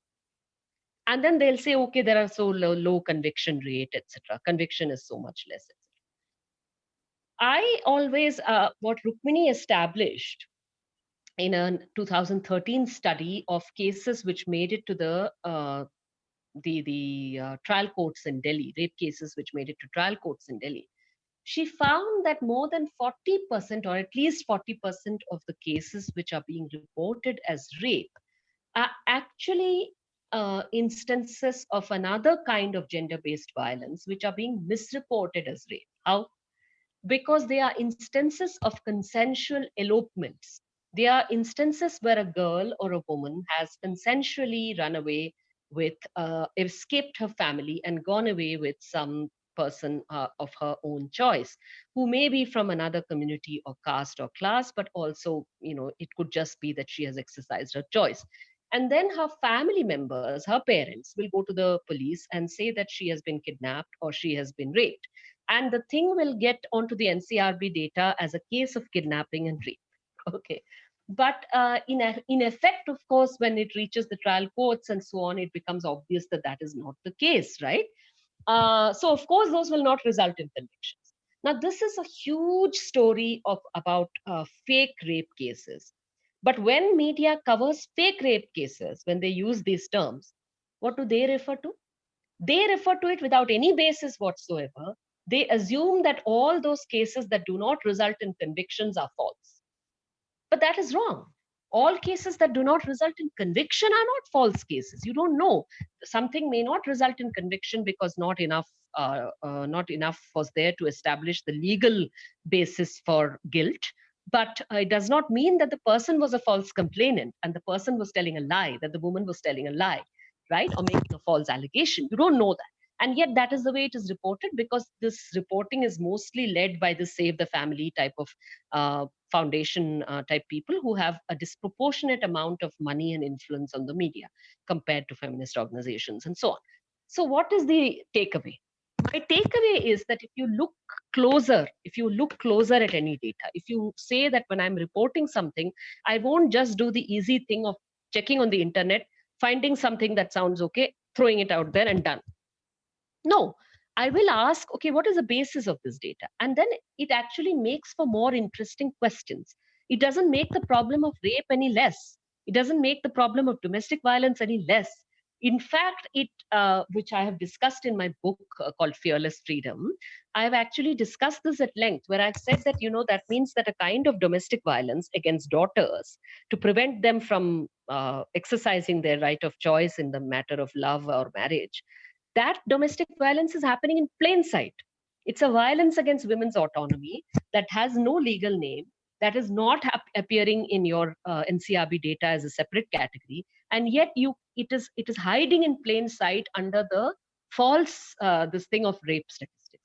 And the issue of false rape cases then are not cases where the woman is making a false allegation. They are cases where her parents are making an allegation for her. And just to end that on an interesting note, there is a book on rape trials in India by Pratiksha Bakshi. I would suggest that if anybody is seriously interested in reporting on sexual violence and rape, they should read that book, in which there is a case discussed where a man and a woman, husband and wife, are in jail. Both are in jail. Both are in jail on what cases? As under trials in a case of rape and kidnapping. Of whom? Of the wife. So the case was filed by the wife's parents against the husband, saying that the husband has kidnapped our daughter and she has raped our daughter. And the wife, because she refused to testify against her husband, she said, no, this is a consensual relationship, consensual marriage, and so on. She was also booked as an accessory in her own rape and murder. And she is there. She was in jail. Okay. These are the crazy things that happen in India, and they are not rare exceptions. They are pretty much the norm. Point is that for a journalist to go beyond this thing of whatever is easily thrown at you as data, and to make some headline about that, is to actually find the more interesting stories. That's all I meant. Likewise about domestic violence now, I would not say that domestic violence is not an issue during the pandemic. Of course it is. Anybody who is an activist will tell you it is a huge issue because the person who is facing the violence is not able to escape, right? But whether or not the complaints have gone up or not is something I think we do not have enough data for. It would be a better thing to report on this phenomenon going through activists and going through the kind of interventions. So I would go about it by saying, find out from persons on the ground, including the commissions for women, when a case comes to you, what were you able to do? What would you have been able to do prior to lockdown? Now, what are you able to do? What did that woman tell you about the kind of help she tried to seek before she came to you? Did she call the police? What did the police, etc.? Those are the things around which a story could be made rather than just on numbers. Okay. The other question you asked was about, I think, about living and livelihood. What's your take on that? Well, I think again that my take on it is not just for the time of the pandemic, but for later also, in general also. And I think that is what the pandemic is, in fact, a teacher. It is teaching us this thing. What is that? It is that basically what is important, we are realizing what are our essential services. No? We know that now our CEOs are not essential. Those who are essential are the workers. Those who are essential are, in particular, the health workers and the sanitation workers and the grocery store workers and the ambulance drivers and the delivery service people and all of that. Also, workers in general are so essential. Without them, nothing can run, right? If that is the case, why is it that these essential workers who are the backbone of our society and economy and everything are basically paid so little, and why are they being treated like slaves, like bonded labor? Why is it that they are left so desperate without, that they're not treated like human beings with human feelings, who may want to go home during a pandemic, who may want to be with their loved ones during a pandemic? So if you can understand the feelings of somebody who is stranded abroad and who is of a better social class, why is it that you cannot understand the problems of a worker who may be stranded abroad or in some other state, right? This is something. So I think the point is that what is essential services are also services which are important for life making, not for thing making. So making things in order so that those things can be sold is not that important. What is related to life and is important. So what you're asking about life and livelihood, at the heart of livelihood also there should be that making of life. And those are the people who should be paid the most, who should have the most secure jobs, who should be able to the news channel name was not a news channel. Somebody's asked this question. The channel I asked about, it was a podcast called The Moving Curve, CURVE. So the curve for COVID-19, it was called The Moving Curve. Okay. So about livelihood, I would say that, livelihood should not just mean bare survival. When we talk about minimum wage and so on, most journalists also don't really bother to see what that means. And they talk about the economy as though that is a separate person. Economy is not a person. Economy is not, you can't say, how can a government say, I won't open the godowns which have a lot of grains, even though people are starving, because that will harm the economy. I will not arrange for trains for migrant workers to go home, because if the migrant workers are able to go home, it will harm the economy. What is this economy that to which you're sacrificing human life? Okay, you're talking about the economy as though it is a very hungry creature which has to be fed human bodies, even if those human beings are dead. But the point is, you should have people at the center of the economy, and livelihood should not mean, see, minimum wage means people don't understand. They don't understand that the minimum wage fixed in India today is not a wage on which anyone can survive. And anyway, wages should not just be the minimum. You're fixing a minimum so that you're saying you should not pay less than this. But actually, people are paying even less than that. And you should be paying, the wage, the wage that is paid should be enough for a dignified life, which means it should be enough and covering. It should not just mean the cash payment. It should mean that people have access to free and excellent education, free and excellent healthcare. They should have access to pensions. Pensions are not some charity, they are what you have earned. It's just that you have it even after you are no longer in a physical capacity due to old age. When you're still not able to earn, when you're not able to earn, you've still, what you have earned in your lifetime of work should then sustain you then. That is what a pension is. So just these basic things, there is no understanding about. The MP and UP getting rid of labor laws. Yesterday, I saw any number of journalists tweeting, saying that, oh, this is very important. And you see, because these labor laws are resulting in, companies can't function. Do you know what those labor laws are? You are just covering Vizag gas leak, okay, and you are covering other tragedies or labor accidents, okay, accidents at workplaces, which are caused by the complete erosion of safety requirements. Okay. Now, your labor laws are basically, your labor laws going means that all those places of work will not have to follow any safety requirements, any toilet breaks, any crashes, anything. You're basically causing an enormous public health and safety crisis. You are not treating those human beings like human beings. And yet this is something which journalists don't bother to really see, right? Many journalists, not all of course, but many. So this is the way I see livelihood, as defined in terms of dignity, and not just in terms of their survival. So it's not something that helps you to just keep your nose above the water, and you're about to keep drowning, and somehow you grab one piece of stick to float on, then that stick is gone, then you grab another piece. That is what today the job situation in India is like. But it should not be like that. You should be on a steady surface continuously, quite confident that there is not going to be a sudden leak, and you're not going to drown. Thank you very much. Thank you. Thanks for your reply. Next, we have a question from Gautami. Gautami. Hi, ma'am. Hi. Myself, Gautami. I'm studying Bangalore North University final year student, ma'am. Hi. Hello. Yes, I can hear you. My question, ma'am. Generalist code of ethics we have studied in books, ma'am. We should be generalist code of ethics in books, ma'am. We should be very honesty, truth, etc. We have studied truthfully. What the society need, they're not telling. And also they're working for one political party, and they're working for their needs. So as a fresh generalist for this field, how to take this channel, how to take these challenges, and how to work in this field, ma'am? Yeah.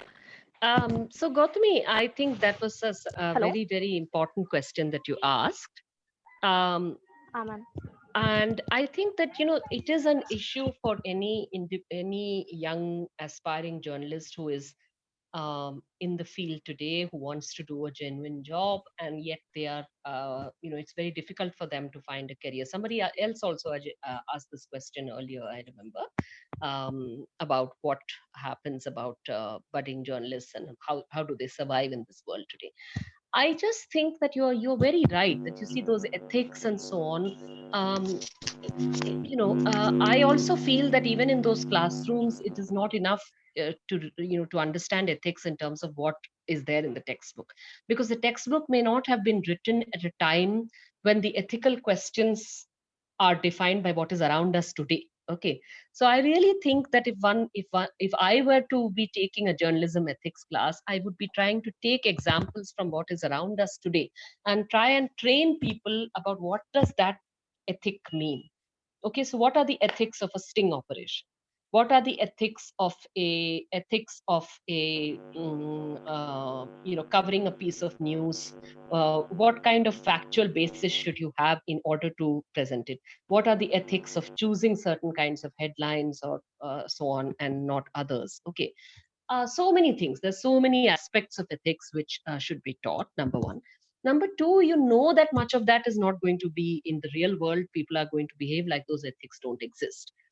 But I think that for the person who is really wanting to be a journalist, I think that the focus should be on trying to find ways, even at smaller places, even at places which are basically fueled by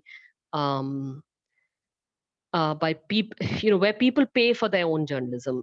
People pay for papers or portals, not where media is, or not where big media is owned by big companies and so on. So trying to find spaces there for real journalistic activity, that is probably the only way. I know that's not very reassuring because it is actually extremely hard. I know it is very difficult. Survival itself is very difficult for young journalists. And I know at least a couple of journalists for whom, it has taken a toll even on their mental health. The fact that they have had to work at places where, their own ethics have been at odds with what they are being asked to do. So the fact that they have not been able to report honestly, or their honest reporting has been suppressed, it's been very, very hard. And I don't have an easy answer for that, except to say that, well, we are living in hard times.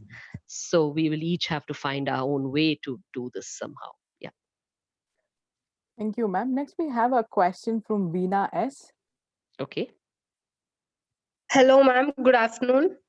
Hello. Yes. My name is Veena, and I'm studying in electronic media in Bangalore University. Okay. Good to know that. My Yeah. question is that these days journalists are really conflicted in one, balance. I'm not able to, get one point. Yeah. Yeah. So Tell we me. have to convey a true factual report to public. It's our duty. Yes. So when it comes to truth, if we have to share that truth, it might damage some part of the things. So is it really necessity to convey the truth, even though if there is a damage because of that truth? Can you give me an example, Veena? What do you have in mind? Like what kind Uh, of damage? Example would be, ma'am, the Disha case might be the one example. Okay. Yeah. So it is really a sensible news. It's really very hardcore sensible. So it went for so many days. Right. So there has been two different conflicts, ma'am, two different ways. One is the rapist's family and the family who got raped. So, and how can we justify the both stories, ma'am? Like we have to say the truth, and their family suffered a lot because of that. I think that, what I would say, Veena, is that I think, that it's not about having to present all sides of a story. Okay. Yeah. I would not say that that is the ethical way to go. I think that, of course, on a story of something like sexual violence, there is no question of saying, okay, there's a rapist perspective and there's a rape victim's perspective. That's not what you're going to be doing, right?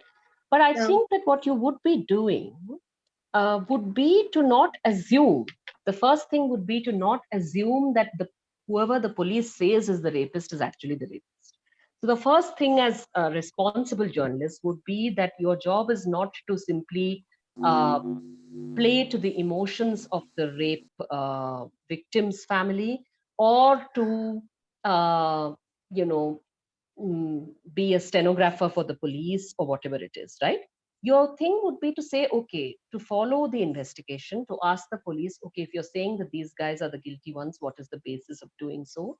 And so on and so forth. And also ask the tough questions about why did the police delay in responding when the woman's family approached the police, etc. Right? And also going beyond that one individual case, to continuously, as I said earlier also, in sexual violence cases, I think the basic yardstick should be to continuously broaden the lens also, to show the larger story, to connect the dots between this one instance which is in the news today, and between the entire pattern of violence against women and gender-based violence, which is a larger problem than rape alone, which is a larger problem than stranger rape alone, and which is definitely a larger problem because it involves domestic violence. It involves so many kinds of violence, right?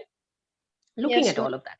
Now, what happens is when you don't do that is, okay, when the police goes and does one fake encounter, okay, they know it's a fake encounter.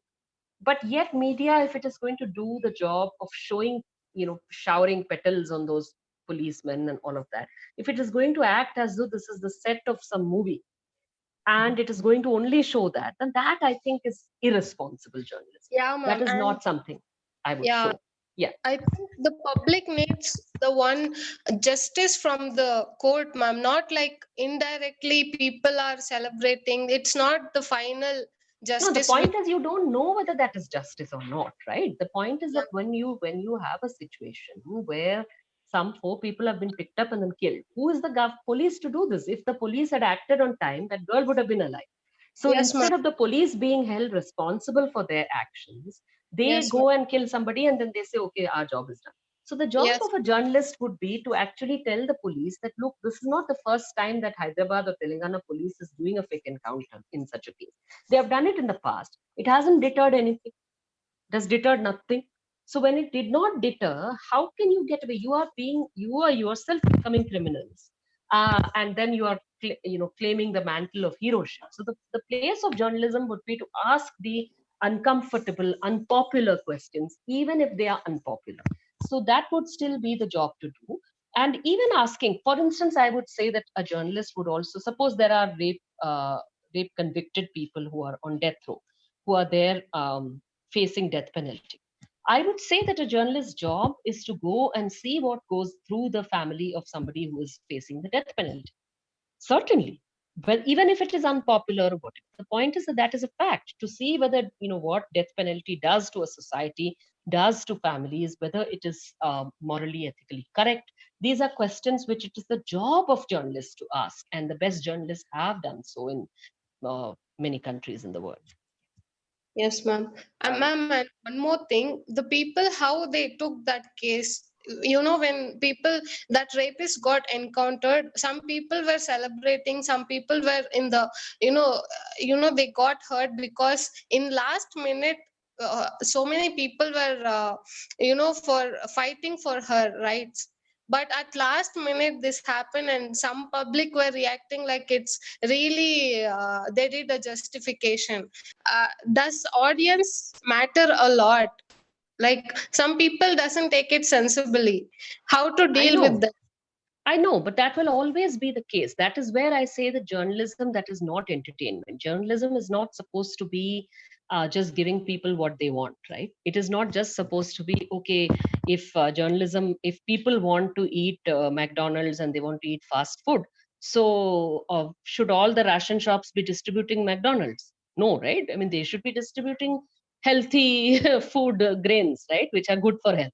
So the point is, just because people want something, that they are wanting this, maybe people may want, because our society has a lot of problems. All societies in the world have a lot of problems. And so maybe people are ill-informed or do not understand. But the job of journalists is not just to say, okay, this is popular, so let me do this. It is, in fact, to continuously raise questions about the functioning of the police, the functioning of governments, the accountability to prevent violence against women, to refuse to sensationalize one case, another case, and to just demand justice in that case, this case. The job of journalists is not to campaign for justice, not at all. That is why I disagree even with TV channels who would campaign for justice for Nirbhaya and whatnot, which are running hashtags and whatnot. That is not the job of journalists. Journalists should be continuously asking questions about the structure of our societies and the structure of our governments, and holding them accountable, asking deeper questions about what certain facts mean, deciding what is justice and who should get what kind of justice. This is not journalism. This is, kangaroo court, and to see our TV channels turn into such kangaroo courts and go along with people in, of course, people have a responsibility in this. But the point is that journalists are also teaching, media is also then teaching people the wrong idea. No? Yeah. So we have time for one last question now. Sarita? Yes, sir. Yeah. Yes, sir. I'm sorry for the interruption. I think Kirti also wants some question, and Lenovo one question. Yes. Then wind up. That is because Madam is speaking continuously from 11 o'clock. No problem. It's my pleasure. Please wind up. Then my pleasure. My pleasure. Okay, next we have a question from Lenovo K8 Note. Sir, please kindly go ahead, introduce yourself and pose your question. Hello, I am Tasneem Arif, and I am the member of National Association of Professional Social Work. So, I ask you, ma'am, we don't know when the lockdown is going to end, and government doesn't have comprehensive plan to deal with the plight of poor, like migrant and farmer and all the poor. And in this time of this pandemic, poor are most suffer, and the media is also not focusing, and they are not and government absolutely means not taking any suggestion from the opposition, and lots of renowned economists are also saying something, but they don't want to listen. So what we can do, and what the common people and the civil society, how this should be. Sure. Thank you for that question, Tasneem. Do you want to take the other question also, Sarita? Do you want to take the other question also so that I can answer them together? No, ma'am. This would be our last question. Kirti wants to ask a question. Sarita, Kirti wants to. He was raised the question. This thing hand. Yes, I don't know. He's going to ask or not. No, he doesn't have a question, sir. So this would be our last question for the day. Okay. All right. Okay. Thank you, Tasneem, so much for your question. Well, I think that two things here. One is, of course, that yes, the media, it spent the whole of March and April basically spreading all kinds of lies and sensational and prejudiced news. Again, linking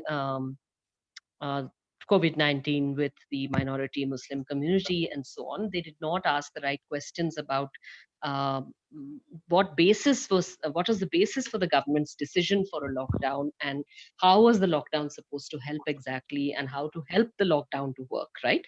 They just didn't ask those questions. So the questions which this Reporters Collective report that I talked about by Nitin Sethi and Kumar Sambhav Srivastava, that report is a very, very good one, where they've shown that, in fact, even the ICMR, even the team of medical doctors, the panel of doctors whom the government is now listening to, even they had said that, look, a lockdown can only delay the problem. It cannot really help you to get rid of the problem. To get rid of the problem, you need to create a situation where people are self-reporting, and where there is community self-reporting and community, basically community surveillance and structures to help each other to report and be quarantined. So the quicker quarantine of symptomatic people that you can do, the quicker you can try to contain. So this was a strategy the doctors had, which is still not being followed even now, which is why the numbers even now, we don't know whether the lockdown, how much it has worked or not, but the numbers are certainly rising. The numbers are not flattening out in India for COVID-19. The numbers are not going down either. And yet the government is getting away with holding press conferences saying, oh, our numbers are going to just go down without reaching a peak and whatnot. Any kind of nonsense they get away with without facing too many questions. In spite of this, there are some health reporters who are doing a fantastic job of trying to find out the facts, trying to do the right things. I would look for the health reporting in the Caravan, health reporting in the Wire, health reporting by the Reporters Collective for better information. What can we do as citizens? Well, I think that citizens, not as journalists, but as citizens, what we need to do is to keep our critical faculties active. There is a lockdown because we want physical distancing, fair enough. But you don't have to lock your brain down and lock your questions down. So we need to find ways of continuing to be politically active and continuing to ask governments questions. For instance, today all over India, people are going to be protesting from their own homes, maintaining distancing, but asking questions about the what we are calling the lockdown massacres at Aurangabad and at Vizag and at so many other places. So the deaths of migrants on the roads and the rail tracks, the deaths of people in industrial accidents like Vizag gas leak and other places, these are avoidable deaths. These deaths are directly related to the nature of this unplanned lockdown. And so the government needs to take responsibility for this and tell why they did not act to avert such terrible, unnecessary tragedies, and why are they still not acting in order, for instance, to provide safe transport for migrants and so on. Okay, so I think that asking these questions as citizens, that is our job. We should keep doing it. So we can do it whichever way we like. We can do it by raising holding a placard in one's hand here. We can do it by lighting a lamp at our balcony in memory of those who have died and asking the government some questions. We'll always find ways of doing it. We can also find ways of coordinating with each other to help the most needy, to help those who are struck by hunger and so on, and to also demand that the government do its job of helping. So I think those are things that we should all continue to be doing. Okay, thank you. Thank you. Thank you so much for asking that question, ma'am. I have a final question for you. Yes, of course. Sarita. Yes, sir. Yes. Yes, sir. After that, please ask Kirti to give a note of thanks. Surely, sir. Surely, sir. I shall do that. So, ma'am, you started your talk about how public broadcaster in our country, especially being a mouthpiece or a vehicle or a channel, and you brought in even Rwandan genocide, and we know how big a massacre it was. So these are my personal opinions, and I would like to know your views on it. Somewhere our current party in power also is very dangerously ideologically driven. So at some point, is there a very grave chances of a Rwandan genocide being repeated again? Yes, Sarita, I think so. Unfortunately, that specter of a genocide does stare us in the face every day.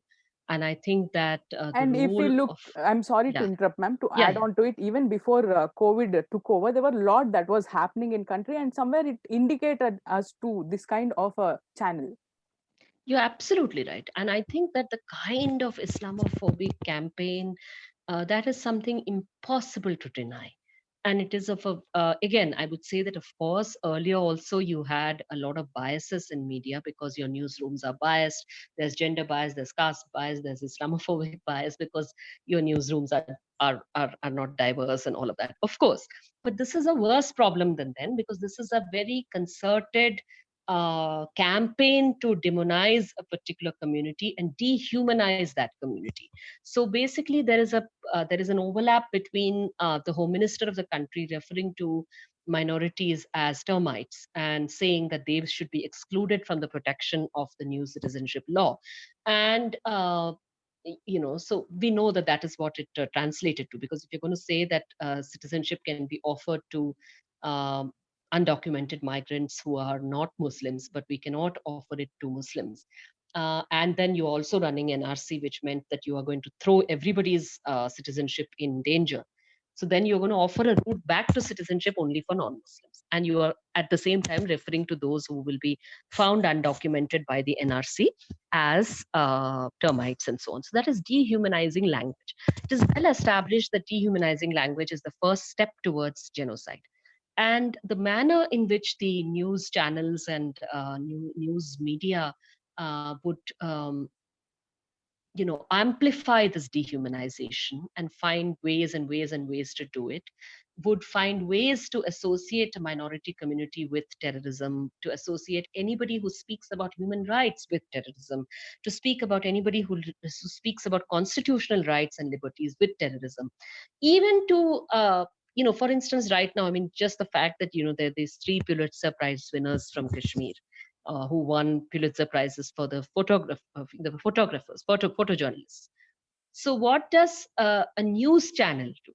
You have a news channel, so-called news channel. I don't think of these as journalistic channels at all. I think of them as very dangerous genocidal propagandist channels. Well, they say that you have to be a nationalist first, and then you have to be a journalist. So nationalist means what? It means that you should not be showing something that your government doesn't want to see. This is their definition of nationalism and national interest. So this is a very dangerous situation, because this basically you are saying that your news you should only be showing what those in power want to see and nothing else. Number one. But related to this, I'll also say that what worries me is that even the more liberal journalists, even those who are more liberal journalists whom I otherwise respect and admire, who are doing some good stories now on the COVID-19 pandemic and how it is affecting workers and so on, even if you look at them, they will also have this to say that if you're covering Kashmir, for instance, or if you're covering some conflict area, then you have to be nationalist. You have to, even as a journalist, you have to clap when our army kills people of the other side or whatever. And you have to say, oh, I'm not ashamed about being nationalist about our army and so on. And I do think that there is a problem there. I genuinely feel that that is an attitude that needs to be revisited, that needs to be questioned.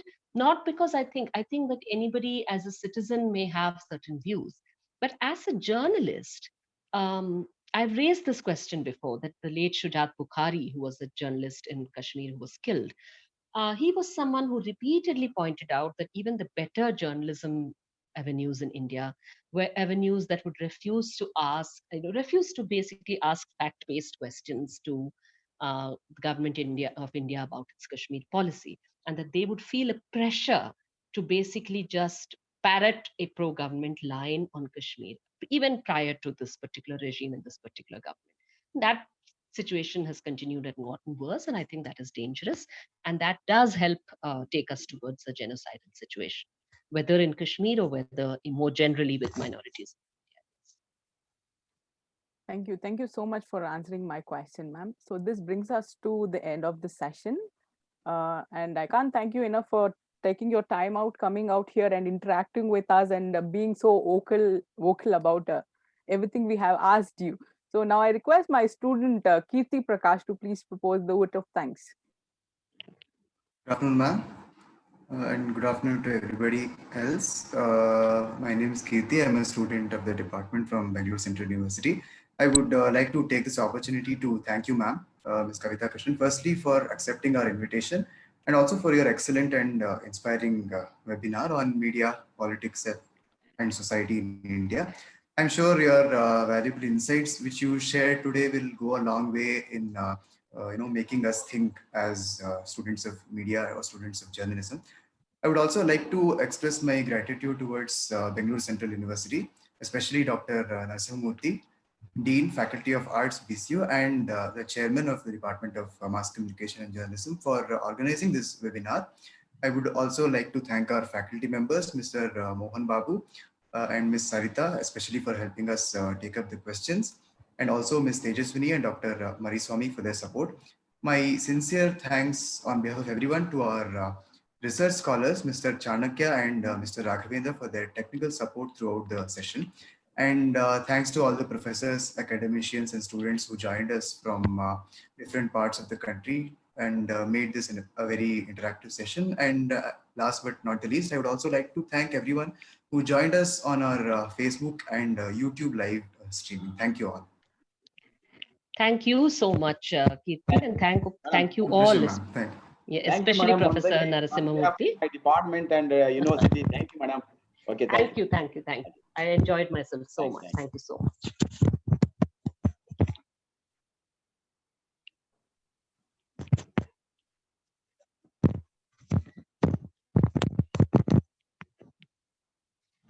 Will we leave, madam? Sarita? Yes, sir. We end the meeting in next 1 minute. Hello, Raghavendra, sir.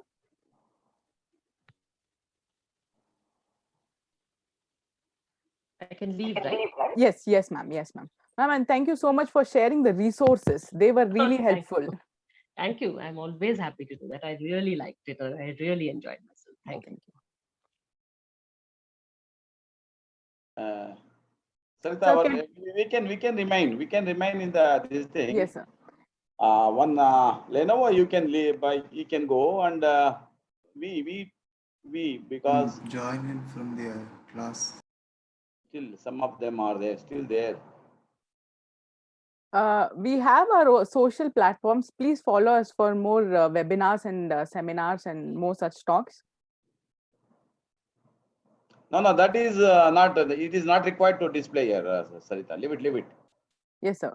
We all are exiting the meeting, sir. Now. No. Exit because it's no need to share that another webinar. Okay, Leave sir. it. Okay, sir.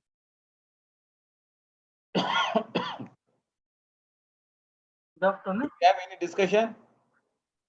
Can you provide any certificate? E-certificate? No, that is the usually so many people say are participating.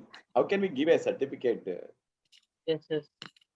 Not a paid webinar, so naturally it would be difficult for the university to issue a certificate. Okay. Thank you.